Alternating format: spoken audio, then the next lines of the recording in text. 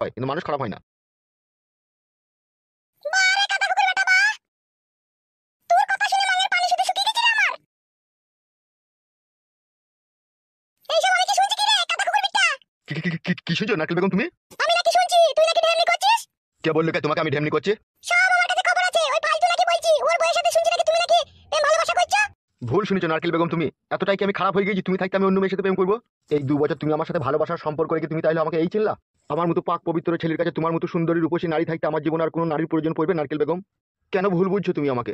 আমি তোমাকে ভুল বুঝিনি, রাস্তায় আসতে আসতে একজন বলল সেই জন্য তোমাকে আমি কথাটা বললাম। পরের কথা কেন শুনলে নারকেল বেগম তুমি? তুমি তো আমাকে ভালোবাসো, তোমার বোঝা উচিত ছিল না এটা যে আমার স্বামী এমএলএ সাহেব এই কাজ করতে পারে না?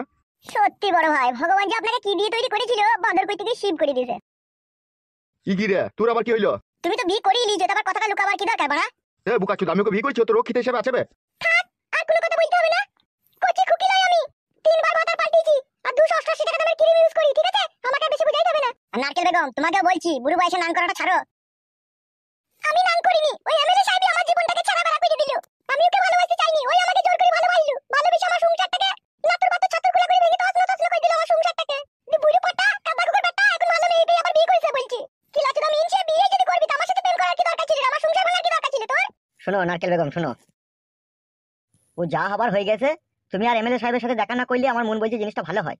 তাই নাকি? তাহলে এতক্ষণ তোর দিকে তাহলে এই বুঝানো বুঝিয়ে দাও।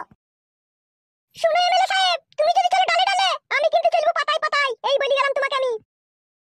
তুই যা মুচকি হাসি মারবার মেয়ে গেলে, যেদিন আমার হাতে সময় আসবে সেদিন তোকে বুঝিয়ে দেবো আমি।